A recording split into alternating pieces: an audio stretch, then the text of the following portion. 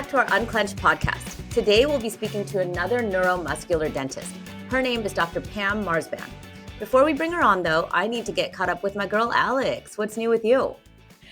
Well, a lot's new with me, but the thing that I am so happy and excited about is my daughter, my youngest daughter, found out that she got accepted to a residency program, unfortunately in Denver, but that's where she wants to be. And so she's going to be out there for a year. So we're going to go out, look for apartments, get her all settled come May. And, I'm just so happy. I just hope and pray and keep my fingers crossed that she'll see the light and she'll come back and do neuromuscular dentistry, right? I think she will. So what about a patient? Well, let me start with the patient. And this one is someone that is really has a lot going on. And I know we have Pam coming on, and it's just neat to start with a young kid because Pam is going to talk a lot about Airway, her book, and all this kind of stuff. But I had this little girl come in who we are lightly expanding her, but prior to, she went to orthodontist. They wanted to pull teeth. Her jaw is really narrow. We're starting to expand that a little bit. We're expanding transversely and bringing her a little bit forward. And the changes already in her face, in her breathing, in her airway are just unbelievable. And it's only been a few months, and we'll just keep her there and then we'll move on. But I can't wait to take images of her airway to very, very much validate that all of this is happening. It's just totally amazing. Amazing. And I don't do a ton of kids, but sometimes they find me. I typically stick to adults, and when they find me, how can you say no? Because you're going to be changing their life. Mm-hmm. Totally. Yeah. So what about you? What's going on with you? Yeah, What's your family? What are those kiddos? Oh, those kiddos. So we actually got my kiddos going with some oral appliances. And with their appliances, we found a local dentist here that has studied something called JFO, Juvenile Functional Orthopedics. Oh. And it's a system, it's out of Brazil. And I know that Brazil does some amazing orthodontia because down there, they've been growing faces for a while rather than just straightening teeth. Right. So I thought, this guy showed me some before and after pictures. There was a little girl that looked just like my daughter, very retruded. Her upper teeth were resting on her lower lip, lots of different things, just like my daughter, right? Mm-hmm. And he showed me before and after pictures, and I thought, wow. So I started the kiddos with that. My daughter had a really hard time wearing the appliance at first because it guides her jaw a little bit forward, like it's done in stages. But now she's like a pro, and her resting posture is much more with her lips sealed together. So I'm very curious to see if it'll create growth back here or like what her x-rays will look like as we move forward. And so that's been kind of new and cool. So I guess that's like a patient and a family story all rolled into one, right? Yeah. You want to go ahead and bring Pam on? Yes, let's get started with our guest, Dr. Pam Marzban. She practices in Burke, Virginia. Like Dr. Alex and I, Dr. Pam is a neuromuscular dentist. So welcome, Pam. Hello, ladies. So great to see your beautiful faces. Two of my favorite people, brilliant minds, not just beauty. Hey, Pam, before we get started though, we gotta tell people like how we met, our first encounter. I thought there was a rule that what happens in Vegas stays in Vegas, Alex. We don't have to say everything, but it's kind of fun. And you know what? It's years ago. They can't come and arrest us now, right? Okay. Plus, kind we're of not like afraid. hangover without the wedding. We did have the hangover, but and no missing teeth. Right. If it did, but it didn't. But Priya, I don't know if you even know this story. Alex and I were starting our neuromuscular journey. Actually, we were well way into it. And it was one of those situations we walk into class. I happened to sit right next to Alex. And it's like we had this immediate connection. We're very much straight shooters. We love to have a good time, but we're uber nerds. So it was a wonderful connection from the get-go. And so, a lot of us would go to this conference out in Las Vegas, but we'd work a full day and then fly out at night. So when we get to our hotel, we are exhausted, and half the time our rooms were given away already. So when we want to walk in, I'm like, oh my God, you're not going to believe this. I introduced myself to her. I was like, I got kicked out of my room. She's like, so did I. And this guy in front of us chimes in, so did I. I was like, yeah, but nobody got an upgrade like I did. Okay. Because they were fighting. I was like, I just want a closet to sleep in. Needless to say, I didn't get a closet. I got the penthouse suite. Like, it was one of the biggest suites. Had my own private elevator. Unbelievable. And these two, like, Alex would not, like, they're like, whatever. We all got upgraded. It's not the guy. I'm like, you don't understand. Like, I've got an infinity pool, 3 cabanas, 2 master bedrooms. I was like, come to my place and let's celebrate. What the heck? What year was this? What was this? What year was this? It was like, I don't know, maybe 15 years ago. That's exactly what I was. Okay. I still have pictures on my phone. But Pam, the one thing that I wanted to see, because Pam's like, I got upgraded. I'm like, well, I have 2 rooms. I got upgraded to 2 rooms. Like, I was really surprised about that. And then when she went out about how everything she got upgraded on, but then she had this toilet. The toilet was the best. Right? Here I am. Maybe this is too much information for your listeners and watchers, but like, I'm a little bit hungover, ready to go to class the next day. And I look over and I see this silver slat that's got all these options on how to take care of myself after I just urinated, right?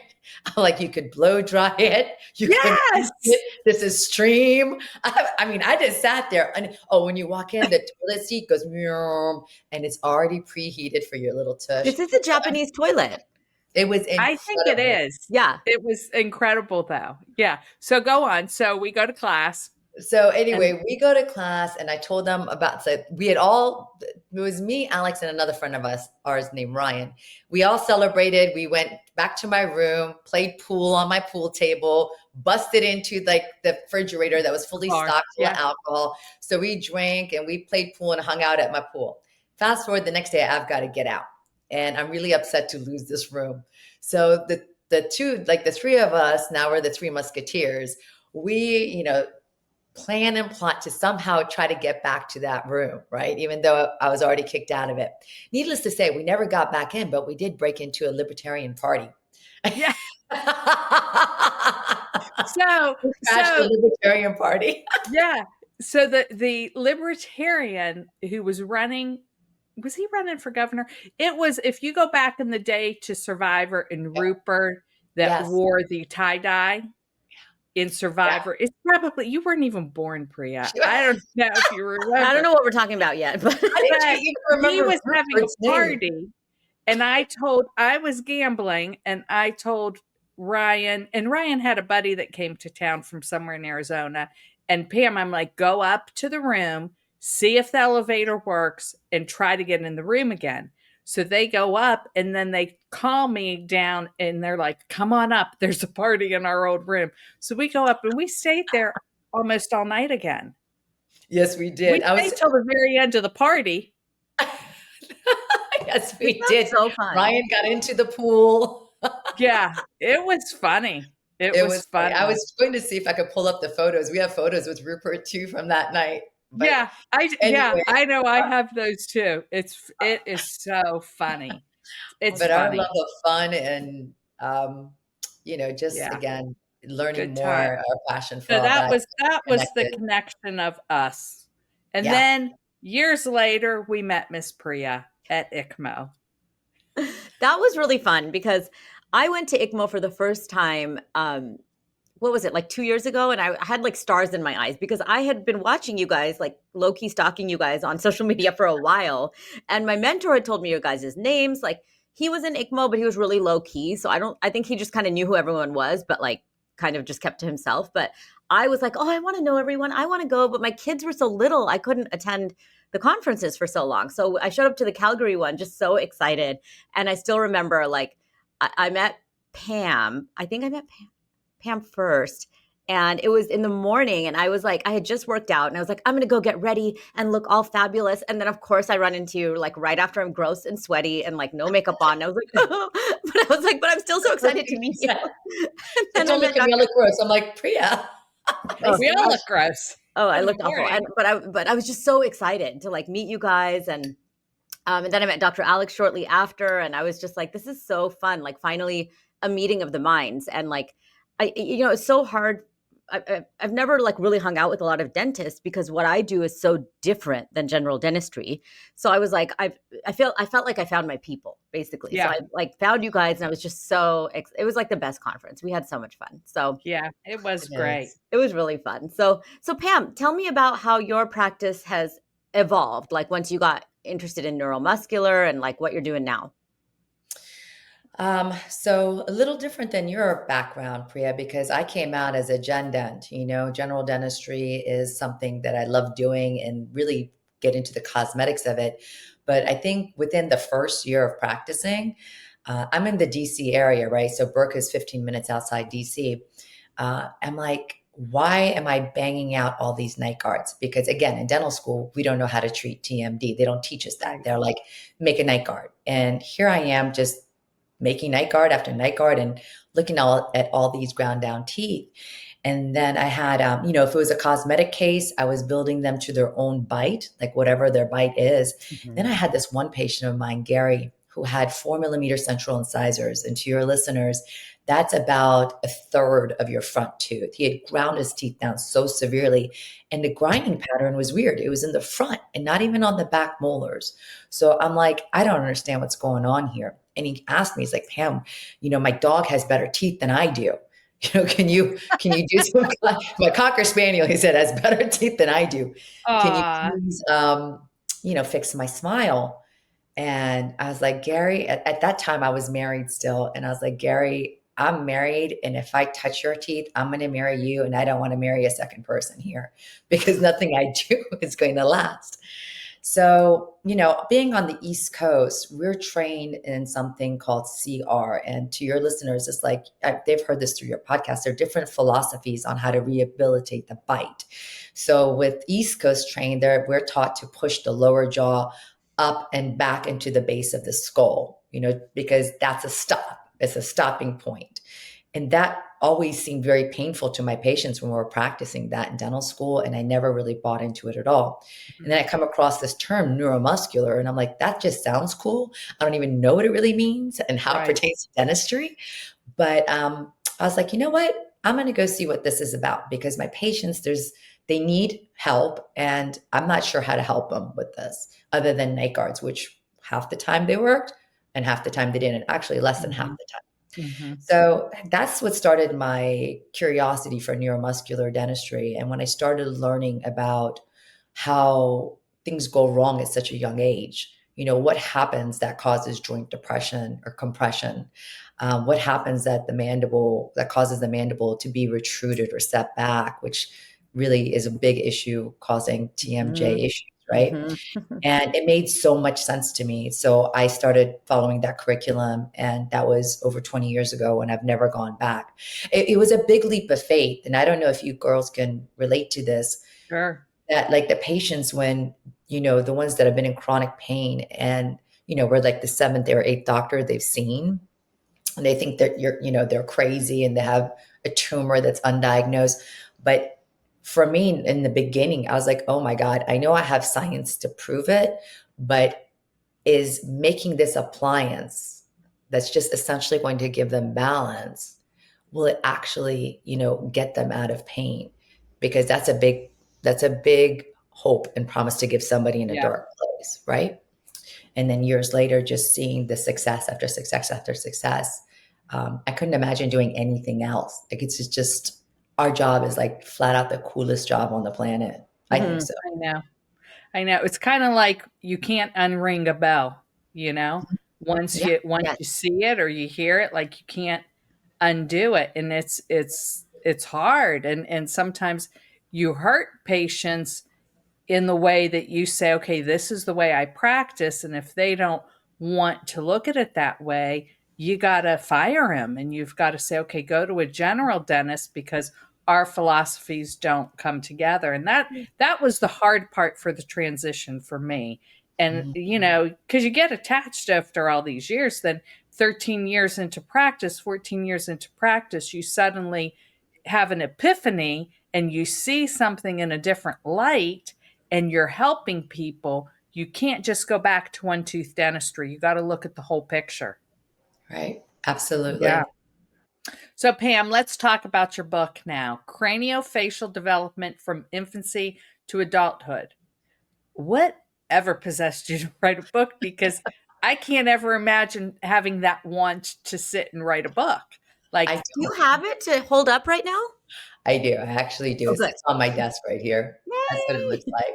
Look I at was the just cute looking little for mine. baby. Yeah. And its mouth is open. Bad, bad. I think that's the cutest book cover because It is. it's a cute baby.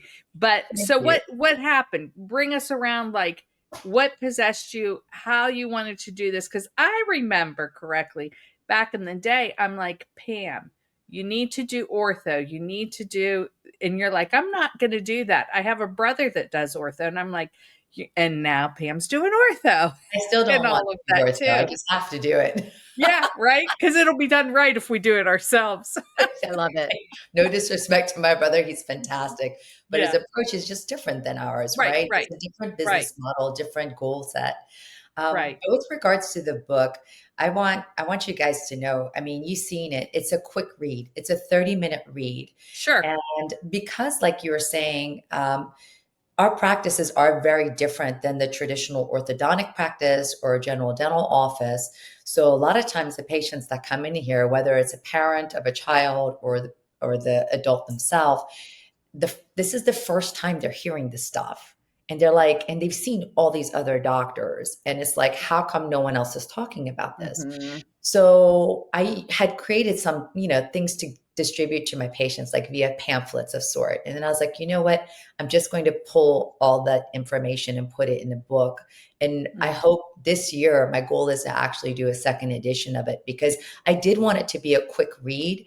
And the way I've split up the book is that it literally breaks it up in developmental phases. So it's ages 0 to 4, what to look for in our infants and our toddlers to see if they are structurally developing correctly.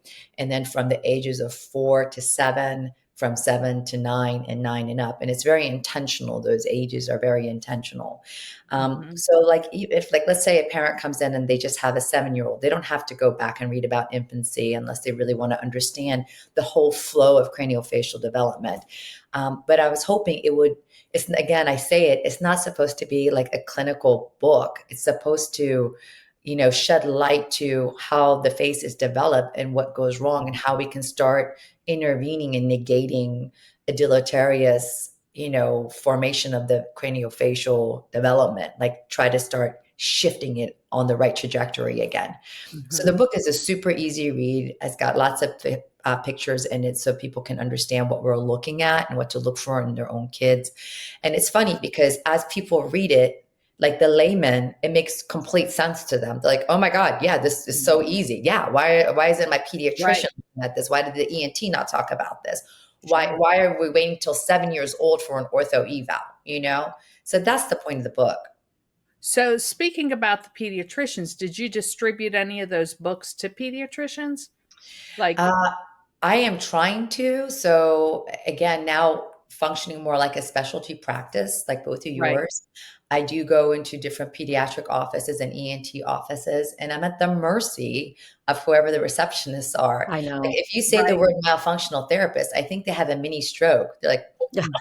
like, oh, Yeah. I just said a foreign word. So when I walk in, I do give them a book and also one of our referral pads.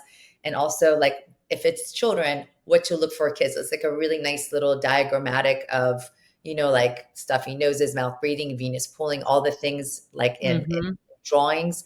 But I'm at the mercy of the front desk. And I'm like, hi, I'm Dr. Pam Marzban. I treat kids with sleep issues, ADHD, and crooked teeth. Your doctors need help and with their Mhm. patients. And of course, they should all say yes. But half the time, they're like, no, our kids don't have this problem.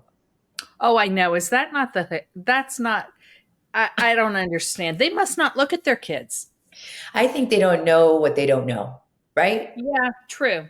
Yeah, but Yeah. I mean, they don't know what they don't know, but they also don't want to know more. And that's what's frustrating for me. Like, I live in an area where Dr. Bobby Gahary is, and he's like the big ENT on like infant tongue ties. He's done so much research. He's like known nationwide, right? Mm-hmm. So I spoke to my pediatricians about him, like where I take the kiddos, and I said, we're going to take my daughter to get her adenoids and her tongue tie cut. And they said, who are you going to? And I said, Dr. Bobby Gahary. And the pediatrician I was with that day, she just completely flipped out. That guy, he just cuts everyone's tongue ties. We've reported him to the board, this, and that. And it's like, I was just like, okay. Wow. So I talked to another doctor at another point about him. And I said, have you heard of Dr. Gahary? And he said, yeah, I've heard of him. He was like a lot more calm about it. And I said, well, what do you think about his methods? Because I know my pediatricians missed my kids' tongue ties. Right. So he said, well, I just think everything should be done in moderation. And he seems very extreme. And in my head, I'm like, that's a stupid answer, but I didn't want to piss him off. So I didn't say anything. So I just it's really difficult to get through when people don't want to learn more, or where I feel like many practitioners, whether they're MDs or whatever it may be, I feel like they feel that they learned everything they could in medical school or whatever school they went to. And then that's it. So a lot of people don't commit to continuing to learn unless they just have to meet their like CE requirements. But like, I guess what I'm trying to say is I just wish like pediatricians in general or had just more open minds about stuff. And I was just like, I don't know how to go about helping them to see what I see, with my own children and a lot of children on a daily basis. Like you start walking around and you see kids like this all day. I know, right? Mouths open, mouth breathing, their adenoids are probably huge. Their tonsils are probably huge. Like no one even looked at my son's tonsils. I'm the one that contacted the ENT and I was like, they're huge. They're like almost touching. And he was like, these have to come out. And I said, yeah, but why am I leading this? Right. So anyway, I just went off on a whole tangent, but let's hit on the airway. We all know the holy grail is airway and trying to enforce nasal breathing. We also suggest lip tape a bit. Do you suggest it also, Pam? It depends on the situation. The person has to have the capacity to breathe through their nose. So we test for that first. But breathing through the nose is extremely critical. If we do not get good nasal patency, we can make straight teeth all we want, but we're not going to get craniofacial development. That's just lying. It's pretty much like dental camouflaging, like straight teeth camouflaging is all we're doing. And there's nothing wrong with that if that's what people want. But if we can get to the kids as young as possible, we can get their face developing right. So mouth taping, not everybody does well with, and usually people that don't do well with it can have a systemic inflammatory issues that they're dealing with that keeps the mucosa in their nose more swollen and inflamed. And then others can have true anatomic obstructions that we can see on our 3D scans through the CBCT imaging. So once we get good nasal patency, I recommend mouth taping throughout the entire orthodontic process in our office. Oh, okay. Interesting. So do you give when you don't feel like there is, how do you measure the nasal patency? Because I know how you do that, but tell people how you do it. There are a number of ways we can do it. You can do certain maneuvers to just see how people are breathing through their nose by pinching the bridge of the nose and see if what collapses one side at a time. You do the same thing with pushing the tip of the nose up. I also have an equipment called a rhino manometer. Took me a long time to say it. Say that 5 times. Which measures the airway resistance on inspiration and expiration, as well as the flow. So we are measuring that as we are starting cases. And then when we put an appliance in to see how much that changes, because how our teeth come together affects how we breathe through our nose. And then we're also measuring it at the end of our treatment to see how much true improvement we got in that capacity as well. So we're a dental office that looks up your nose too and talks about your nostrils, as you both do as well. Right. It is the holy grail. Do you suggest any nasal exercises? The way we do it in our office, whether it's a child or an adult, we immediately go to the root cause of what's creating the deficiencies in their jaw development, or what did, if it's an adult. Because without understanding what went wrong, what are we doing? We have to diagnose correctly. So we start by identifying the issues and working on habits, creating good resting oral posture, meaning breathing through the nose, lips together, tongue to the palate. We start with habits like that. And part of it, Alex, is we have a nasal hygiene routine that we teach Yeah. our patients and they Right. go through. And we try to stay away from steroids as much as possible.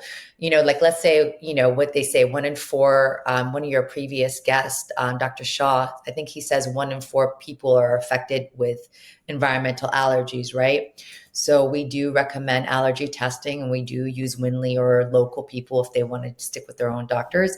So we identify what is causing the inflammatory response in the nose and have the patient start managing that. But then just also, if they have like a concha bullosa in their nose or some kind of physical obstruction, we ally with an ear, nose, and throat doctor to start having them work that out. Or if it's just simple cleansing, using saline rinses through X-Clear, it's pronounced clear, but it's got the X in front of it, Clear products, or neti pots. Also just breathe right strips, just to, if the constrictions, the middle turbinate, we'll use that too. So anything to get them breathing through their nose and developing that pattern, that habit. And I also tell my patients, you may have to lip tape periodically throughout your life, because when we get congested, I don't know why we're so quick to fall into bad habits. So even every time I get sick, I will go back to mouth taping for about a month or whatever I feel like I need to, just to make sure my lips go back together and stay that That's way. smart. Yeah. I get a good thought sometimes. So I know Alex and I use myofunctional therapists in our practice, and actually my kids are working with Dr. Pam's myofunctional therapist, who She's awesome. her name is, oh my gosh, Admarise, that's her name, and she's just lovely. Like, I want to clone her and bring an Admarise here. She's been with me for 20 years. So she's been with me through all of my neuromuscular, airway, and orthodontic, journey, all of it. And so she knows more than most dentists know. And her passion and her firm but caring delivery, it's incredible. And then she's very real. She's like, we're not doing this. If you're not doing this, what are we doing? We're wasting everybody's time. Let's move on, And I got one of those calls from her, and I was like, oh crap. I know you have. Like, so we're the not wasting our principal's time anymore, office. I promise. But I know I'm like not the strict one. My husband's the strict one, but we're on it now. When do you implement myofunctional therapy in your practice, Pam? From the beginning, it's part of habits, and it changes. It depends on what the goals are and what the kids are struggling with. We do different growth guided appliances, and it's done incrementally as the children are developing. So there are certain exercises that can't be done if it is a removable expander. And then there's certain ones that can't be done if there's a fixed expander in the mouth. So it gets modified, but the kids throughout our entire treatment work with Admarise because it's imperative. And sometimes the parents are like, I don't want the extra responsibility. I don't want to deal with another thing my kid has to do. And then we have that conversation. That's completely fine. But I want you to understand the outcome's going to be, it's just, we're not going to have as much success. We'll get the teeth straight, but that child's going to relapse. If the resting oral posture is not there, you're going to have to go back into braces again at some point in your life, period. That's why people end up in braces not once, but 2, 3, or 4 times. The relapse, the tongue and the lips are not where they're supposed to be. So I'd love to be the one and only that ever touches them. Yeah. Love it. Agreed. But unfortunately, we're usually the 3rd or 4th time that they're looking for braces with us. That's very true. So in my office, I'm always reinforcing myofunctional therapy, but explain why it needs to be reinforced and constantly kept up on, or, people just to kind of make sure they're doing their therapy or their tongue can still do stuff. Well, we know that we swallow at least 3,000 times a day. So that exercise is something really ingrained, that memory engramming is in our brain. And it takes a long time to untrain certain habits and learn how to use and posture the tongue correctly. It's very easy to fall back into a bad habit. Like we were talking about earlier, it could be from sinus congestion or using things like straws. Anything can set us back. So,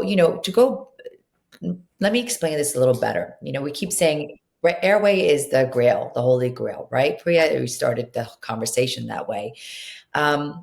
When our faces are developing, okay, as infants, if our tongue is not sitting up against the roof of the mouth, it immediately starts to have this negative impact on the midface, which is your upper jaw, right? So if the tongue is not where it needs to be, the upper jaw never develops forward enough. And then the lower jaw, which is the mandible, it gets trapped behind the upper jaw. Exactly. So if our upper jaw is the garage, the lower jaw is the car that parks in the garage. So everything starts to get set back, too far back. And if the tongue is crammed in the throat and we already have this resting oral posture, the mouth opens even more. So let's say a child is now like 12 or 13 years old and nobody's diagnosed their open mouth posture, their swollen adenoids and swollen tonsils. It goes under the radar. And now the child is not looking so cute because puberty is hitting and their face is really starting to grow, in the wrong direction. We can still straighten the teeth. The teeth, we can straighten it. Anyone can make straight teeth just about, right? But if the lips stay apart, the face will actually continue to grow open and longer and longer and longer. I'll never forget, I hope this doesn't offend Ben Stein, but I was at a dinner party one time and my ex-husband took a picture next to Ben Stein. And I didn't know what I know now. But he said, why on earth is Ben Stein's head like this long? And he goes, my head looks like Beetlejuice's head, right? And I'm like, that's the weirdest thing. He looks like he's got this face mask. Knowing what we know now, Right. he's got open mouth posture. So when I treat the kids in my practice, I tell them all, parent in the room, the child there, I'm like, we all have jobs. Okay, every one of us in this room has a job. My job is to look at you and diagnose the situation correctly. What are your obstacles? What do we need to work on? And then I have to order the right things and treat you the right way. And look at the kid. Your job is to do what we tell you to do, what Admarise teaches you to do, and what I ask you to do. That's your job. And then mom's job or dad's job is to drive you here and pay for everything. Right? And they have the worst job, right? But I go, I will do my job. I promise you, I'll do everything to make this as successful as possible. And you'll end up with straight teeth. But if you don't do your myofunctional exercises and your nasal hygiene, then you're not going to get the results that you need. And guys, like, at the risk of sounding like a complete psychopath, okay? I think both of you, this will resonate. When you sat across the chair from the countless eyes I've seen that were on the brink of suicide and all the years of depression, I mean, are you telling me that doing 2-3 years of expansion for like anywhere from $7,000 to $10,000 is freaking expensive? Right. Are you telling me that this is really a more arduous path? Why don't we just wait till all their adult teeth come in and then slap on some braces? You can do that. That's fine. But that's not the people I'm treating. And Sure. I know I can come across as an alarmist, and not that every single person that has a retruded jaw is going to end up in such a dark place. But my God, you're not setting yourself up well. And I promise you, all those patients that we've treated, the adults, all of them, given the chance back then, they would have picked a different route, because not only would they have avoided all of that suffering, but they'd be even better looking and more functional human beings. Yeah. Right. So, Well, on that, my daughter, she was born with a really retruded jaw. We've talked about this before. And so her overjet before starting treatment was like 7 or 8 millimeters. I mean, it's significant. And so what's interesting is before we got her started in treatment, she was having headaches. and I do craniosacral therapy. So she'd say, Mama, I want a head massage. And I could help her make the headache go away, but I knew where it was coming from. I just don't know how to treat it because I don't do ortho like you guys. I need to learn that. But she also would have jaw pain. And then she has this knot in one of her SCMs that we sort of massage every now and then, but it's already happening. She's 8 years old and she's already having TMJ problems. Yeah. Yeah. Right. So, but yeah. So what do you think, Pam, is the missing link when a general dentist examines a patient versus like a neuromuscular dentist? I think, again, people just don't have the training and understanding of what to really look for. That's part of it. And the other part of it is our business models, the three of ours, is very different. I don't see more than like 9 or 10 patients a day, and that's a lot. That's my ortho days, you know. All my ortho visits for the adults and kids are run anywhere from 45 minutes to an hour. That's time Sure. consuming, and that's why we charge what we charge. You know, it's Right. for our time. That's a long ortho visit. Most It's kids a are long in and out ortho with, visit because for about 15 minutes. That's what I remember with my ortho.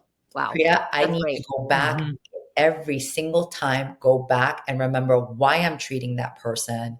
How are they Right. responding to treatment? How do I need to shift and move forward to get them done and done well? So, back to business models, a lot of times people are just seeing too many darn patients, not in just dentistry, but in the medical world. And then, you know, there's always the insurance issues, like with the ENTs, they just don't make any money off of removing adenoids and tonsils. And it's not a wonderful procedure to have done as a human being. So it's not a practice builder. But to me, I'm sorry, like to me, you're dooming a patient to a lifetime of issues by just completely ignoring it because we don't have time. And I know, again, that sounds kind of extreme, but the issue of TMD and obstructive sleep apnea is an absolute pandemic that's not going away within mine, yours, your children, their children's lifetime, because our faces are just not developing correctly. Right, right. So what kind of response do you get? Because we have some general dentists that listen to this. So, and not everybody's alike, and I don't want to quantify everybody together, but sometimes it's hard not to because the mentality and the thinking is ingrained in us when we were in dental school. But what are how do you educate them? Do you try to? What are the responses? Like, how is that for you? And I'll tell you how it is for me. 9 out of 10, they don't have the time to care, you know? Yeah. So I approach them like, do you have patients with TMJ? Yeah, I don't even say TMD because they don't know what that means. Do you have patients with TMJ issues? Yes. If you don't know how to treat them, I'd love to take care of them. And I'll even say, do you want me to send you a letter with regards to the treatment I do and how our the progress is? No, that's okay. Just take care of my patient. And then the other ones, I host receptions or I'll do coffee dates and I'll take my laptop and go over with them what it is that we're doing and how we're treating their patient, just so they have better understanding of it, because they don't understand what neuromuscular is. And it's hard for anyone to believe that appliance therapy can bring somebody enough balance to start putting out all these other fires in the other systems, you know? Yeah. Yeah. What about you? I try to do talks, and I did one in October. I did one in November. One was a woman group, very responsive, inquisitive, and asking a ton of questions. And then another one was to a general dentist group in the area, maybe 30 dentists or so. And, when I asked, does anybody have any questions? What can I help you with? Blah, blah, blah. Like maybe 2 questions. And I'm like, okay, we all know it all here. Like, and it's hard because you feel like, did I just sit here and talk to people that are just here to get CE course, credits and stuff like that? But, I'll keep trying because sooner or later you'll hit that one dentist that is like, please, I want to learn more. And that would just make me sing. I mean, that would be great if that happens. But I guess we just got to keep trying and Well, that's seeing what what you comes guys are up. doing with this podcast too.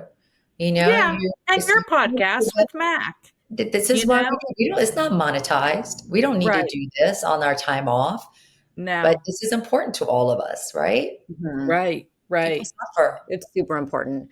And this is going a little bit off our decided questions, but I do kind of want to address with you guys, like, so we all have pretty good social media followings, right? And one Mine's not question. as good as yours. Who are you kidding? Nobody's as good as Priya. She's like, oh. But thank you for thinking that. But okay, Priya. I just love it so much. Like if I could just do social media all day, I would. I'm such a dork. I just like it. But one question I get a lot, or one just kind of pushback thing that I get is like neuromuscular dentistry is a scam. This is a hoax. This has been debunked. This, and that. And I just kind of, I always respond with, any tool or way of treatment or modality in the hands of the wrong practitioner can go awry, right? Sure. And but I just kind of wanted to get your guys' responses on that, because neuromuscular dentistry with some people has a pretty bad rap, and it's really sad because I use it daily and it shouldn't. So I just wanted to get your guys' thoughts on that. I think some of the reason neuromuscular dentistry gets a bad rap is, like you said, because it's not in the wrong hands, but in somebody that may have taken one class Right. and think they know it all, and they're not as well seasoned as we are with classes and Oh, that's fellowships the and wrong things hands. like that. And yeah, it is the wrong hands. So I think if somebody said that to me, it's been proven, I'd be like, show me the proof and then we'll Mhm. discuss it. Yeah. Because I would want to know what really is the proof. People are always like, they said this, in this well, show me the paper, show me the proof, and then let's discuss it and see what happened. Like it hurts to the heart, though, to the Mhm. core when people say that, to Mhm. me anyway. But I don't know. What about you, Pam? As I'm getting older, I'm trying to be a calmer human being. It's not working real well for me, but I'm trying. Um, it's not just dentists. Like when I send a patient that has like 80%, their adenoids are swollen, 80% tonsils or class 4 tonsils, and they come back from the medical doctor and they're like, well, the medical doctor told me that they'll grow out of it and it's fine. Um, it's really hard to contain that frustration because that's after, I don't know, hours of talking to this patient and going over our clinical findings and demonstrating that. So I disengage those conversations. I just drop that rope. I won't pull. Mhm. Anybody, like to your listeners, any doctor that's vehemently against one modality Mhm. of treatment, I'd be very guarded towards, because I Yes. don't think that my treatment's the only type of treatment Me neither. that's out there. Right. And I try to align myself with the two other biggest TMD doctors in this area, and I can't get them to have dinner with me or lunch. I even walked into one of their offices and I was like, hi, because, you know, TMJ patients are they suffer so much. They have anxiety and they're in really bad mental states. And so I'll see a lot of their patients that didn't have success with them and they come to me. I'm never going to bash how they did it. It's just, one modality doesn't fix everybody. And I'd love Sure. to understand. And that's why I love ICMO too, is we invite other philosophies to come in and, Yes. talk about how they treat patients so that if mine doesn't work, which hardly ever happens, just saying, I know, right? right? Um, Right. then I can refer out. But, and at the end of the day, ladies, why on earth would we be doing this to people if it didn't work? Like, what Right. are I we know. doing? Hurting? That's nothing I'd ever imagine us doing. I know. I know. That's Well, the road. on one of the Facebook support groups, one of my patients went on there and posted, and she said, Dr. Priya Mistry helped me so much. She used neuromuscular dentistry and she got my jaw unlocked. So she could barely open. She was in so much pain. And the jaw locked closed disc displacement without reduction is probably one of the hardest things to treat. It's hard to get that disc to reduce again, but it can be done. And there was an orofacial pain specialist that responded, I don't know what she did, but it wasn't neuromuscular dentistry. That was completely debunked in my learning. And again, she didn't, neuromuscular dentistry is not what she used to help you. And I Well, was like, if you this don't know what ass. Like, If they I don't don't know even what try to you contain did. myself anymore because Yeah. I just get pissed, and maybe Yeah. in like 10 years I'll be different. But I was like, this ass doesn't even know what I did. Right. How can he say Right. he didn't use neuromuscular dentistry? I'm like, Ex- wow, just Mhm. wow. I get Yeah. mad. Yeah, Yeah. it's Yeah, understandable. that's why I got off of those social media groups because people are just always looking a lot of times to throw arrows. I And know. I know Mac Lee was always like, when he was first getting on those Alex, get on and respond. And I responded a couple times and I'm like, I'm tapping out because it doesn't need to take any more of my stomach lining. Thank you. It would get nerve wracking. Now, if somebody asks me something over email or whatever, I'll be glad to share and talk about it. But when you're talking to the masses and they don't know what they don't know, Mhm. it, Yeah. it's tough. It's tough. I know. I get mad. Well, anyways, what other practitioners do you work with, Pam, besides myofunctional therapists? Because I know Dr. Alex and I work with other body workers and such. So what about you? I do too. Right now, I use an Atlas orthogonal chiropractor quite a lot. We Hmm. collaborate. I love NUCA chiropractors too, but we don't have any in our area anymore. But that collaboration has been extraordinary with regards to, when we're treating, essentially, when we treat people neuromuscularly, so much of what we're doing is the front of the body, and we're not really it's not our area of expertise to work on the back of the body, meaning like the back, the neck, and the spinal column. So having that collaboration is huge because once we get the bite right and then the heads on right, then people start to just feel incredible. I mean, the neck tension goes away, the tingling Mm-hmm. in the extremities goes away. Everything holds more too. So I don't love chiropractics that involves cracking at the back, but the gentle manipulation that Atlas orthogonals do, I found extremely beneficial. We also do use some physical therapists at times, but I've Hmm. had much more success. It depends on what the problem is, but I've had much more success with the AO chiropractors. Mm-hmm. And I then have too. you Yeah. too. And then, of course, finding good ENTs that are willing to look and take the time has been a struggle. I've been Yeah. up and down with them, but that collaboration is Yeah. huge. So those are Yeah. the main people that we work with. And I have the myofunctional therapist in my office, so we don't need to refer Right. out for that. Right. Sure. Right. Well, and I know you touched on your brother's a wonderful orthodontist, and I'm sure he is. But why did you end up learning and not utilize your brother? Is it For the just your control?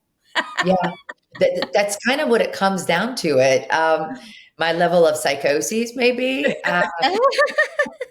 Girl, like ladies, you guys know that I hate to say this to your listeners and viewers. Most people don't want to treat TMJ patients. I Hmm. know. They don't. They take too much time. There's too much Right. history.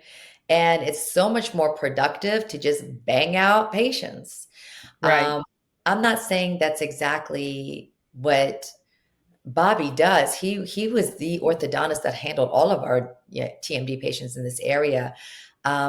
He just got busier, and I will also say I am of the mindset that the orthodontic specialty sees patients too late. He and I have had a lot of conversations. I'm like, you guys are supposed to be the true craniofacial experts, but you're not seeing kids or for an assessment until the age of 7. Well, by the age of 10, we know that 90% of the craniofacial development is done. Hard tissue and soft tissue, 90% Mm-hmm. is Mm-hmm. done. So that's a huge window of opportunity we miss. So, Mm-hmm. when I start looking at kids, I'm looking at infants at their ties. I have an associate who will be doing infant frenulectomies in our office. That's what she's bringing onto our team for our team. But I want to start seeing them not just as infants, but watching their baby teeth come in, the deciduous teeth come in. Yes. Yes. I see a gummy smile or teeth without any spaces or gaps. I mean, or mouth breathing. I mean, boom, we're all over that right away. And my brother, he's an orthodontist, and most orthodontists don't want to deal with little kids because they Mhm. cry, they freak, you know? Mhm. So I think what makes like us, especially you, Alex, what makes us really unique is that we started this journey treating corrupted adult faces, and it's ingrained in us what can go wrong and what those lives can look like. And so Right. me, my biggest passion right now is to do everything I can to possibly avoid braces. You know, Mhm. if we can work on the habits, getting good airway, the tongue in the right place, and then start to do the craniofacial development, incremental development, then a lot of, like I say right now, the way we have it streamlined, I want to say almost 40% of our patients don't need braces. If we get them before the age of 7, you know, 3, I'll start even treating at 3. So Mhm. Mhm. that's why I started doing the orthodontic treatment, Alex. That is not my passion. I do not like the Wire little, bending's not your passion. no, no, it's so tedious. It's so But tedious. it is a control. Like I can control Yeah. that whole process. Nothing ever gets Yeah. retracted back. Sure. How long did it take you and Dr. Alex to learn this? I guess this is a question for both of you, to learn the orthodontia part of it. 2 years, 3 years, 5 years? It's I think you're ongoing. always still learning, Yeah. It's fun. but I started, I think, way before Pam in West Virginia, a certain straight wire orthodontics. And then I then added controlled arch or switched. Most of my cases are controlled arch, but I don't think you really know orthodontics until you have a couple of cases you fully complete. Sure. And then Sure. it's like, okay, I get You it get now. more confident. Mm-hmm. Are you guys ever Mm-hmm. thinking of teaching? Like in the Like schools or teaching me? Of course, no, teaching you, Alex, it's all but you. yeah, yeah. No, I've thought about that, but right now I've got so many other things Too that I much. Yeah, want to I get it. do with my practice, I and know. I don't even have time to learn. I don't know why I'm asking. I'll probably have my husband learn it at some point.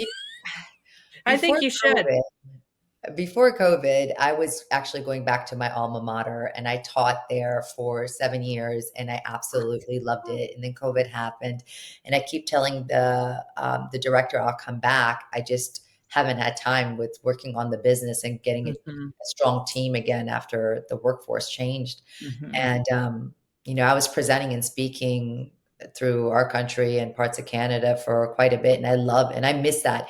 To me, one of my favorite things, one of the best ways of not burning out is to actually give back. And that's a way of giving back. When I Sure. did presentations, professional presentations, I got paid an honorarium, but those 7 years I taught at the dental school, I wouldn't ever take a cent. Right, Those are my right. Fridays. I drove 2 hours there, taught a full day, drove 2 hours home on a Friday. Wow, Pam. And that's just, I loved it.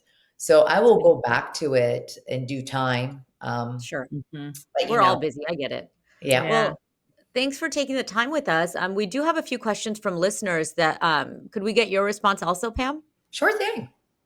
All right. First question, right up your alley. I've read that ADHD and ADD can be related to my child's sleep. Is this true? She does snore and is 6 years old, 100% it's true. right? 1,000,000%. I can't tell you the number of parents that have come up and said, "Oh my God, my child is thriving. Their grades are better. They can actually sit down and read a book." When kids can't breathe through their nose and their open mouth breathing at night and during the day, they do not get this creation of nitric oxide.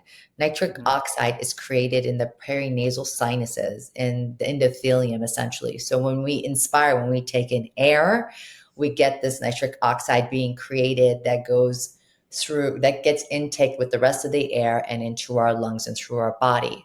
And nitric oxide, the way it works is that it affects children's cognitive development completely. It affects all humans, adults and children, their cardiovascular health, their blood pressure, the flow of the blood through their body. It also affects the way the muscles in our lungs that inflate our lungs work. So it it makes it an easier capacity to actually get to that third lobe of the lung and get that deep belly breath, which puts you in that parasympathetic mode. So if a child is a mouth breathing child, imagine this parent, okay? Imagine you're not getting nitric oxide exchange. You're not getting even good air. Let's just say air into your body at all. So your body has constant fatigue, and then you're not even sleeping well. How can any human being function well? And that ADHD is diagnosed incorrectly so often. It's unbelievable. You know, yes, get your child tested, but my God, have someone look at their freaking nose. And their airway. I just want to point out here that when adults don't get enough sleep, like good quality, deep restorative sleep, it manifests as us being super fatigued. But with children, it's the opposite, right? It manifests as them being very hyper and very, they misbehave. They don't pay attention in school. They're not focused. And then that gets confused with ADHD when it's actually their sleep that's like at the key of it. Not for all of them, but for some of them. There's a video that your listeners might want to pull up. I don't even know if it's around anymore, but first time I saw it, I freaked. I was like, oh my God, yes. It's called Finding Connor Deegan, Deegan. And it was a video that was created. It was a collaboration of the medical pediatrics, ENT, and then also dental, peds, and ortho. And it's about this father and his struggle with his son Connor, and how he was that quintessential horrible student that none of the teachers wanted to teach, and all this kid was suffering was from sleep disorder breathing, you know? So bad. That video is available. There's also a video that I put on my YouTube called Tongue Tie and ADHD. So it shows like how the tongue tie affects the breathing, how that affects the sleep, how that can lead to a misdiagnosis of ADHD. So I would say let's link both of those videos for our viewers, and I think that can really help clarify some things. But I didn't know about the Connor Deegan one, so thanks, Pam. I'll watch that today. Check that out. You know? Yeah, I totally will. So, did you have anything to add, Alex, or should we go to the next question? Next question. Okay. You guys covered it. Bang. Why, when I massage my face, does my jaw feel better? What do I do? I can't rub my face all day long. Fair enough. So I'm going to let you guys answer because I just talked a whole lot. Well, you talk about that all the time with your massaging and your relaxing of the face and everything like that, which there's a lot of truth to that, and that makes you feel better. But what we look at, all of us, is the way everything comes together and the hard structure and the joint. And you've got to get a diagnosis, like Pam said earlier. And we have to make sure everything's in the right position, because a lot of times while you're rubbing is those jaw muscles are just so clenched. So where are you clenching? Why are you clenching? Can we figure it out? Evening the bite out a lot will relax those muscles, get more blood flow to those muscles, so then they can relax and elongate a little bit. And then there's trigger point massage therapy, which is obviously what this person is trying to do, just to release the jaw. But I think it's got to go to, you got to figure out the why, and you've got to fix it. And I think we're all trained to fix it, either using T-scan or using a orthotic of some sort. But you got to look at the muscle, and you've got to look at the why. Yeah, agreed. Yeah. So, and that's tough, because I'll have people that will tell me it just feels so good when I do. And they do say that I can't do that all day long. And I'm like, well, you could, but that wouldn't be too appealing. But anyway, well, thank you, Pam, for being with us today. We appreciate it. See you at the next ICMO meeting. I know we'll all be there, because it'll be in Arizona in September, and that's always a good time. And it seems like the past couple of years we're getting more general dentists to join, or at least come see, and we're a fun group of gals. I don't know what else to say. Right? It's true. The camaraderie there is awesome, and the speakers are incredible. And I mean, it's like Priya said, I hope that you felt genuinely welcomed, and like you found your new tribe of people, and that's, I mean, for anybody listening who's a general dentist, we'd love to see you there, and get you exposed to what all we do, and see if we can brainwash you to help other patients that we can't touch. They're too Yeah. far away, right? Yeah, Yeah. definitely. Thank you guys for having me. This was Thank you for so being much fun. here. It was great to see your faces. Good. Thanks. We liked having you. Thanks, Yeah, Pam. it was very fun. Thank you. Thank you.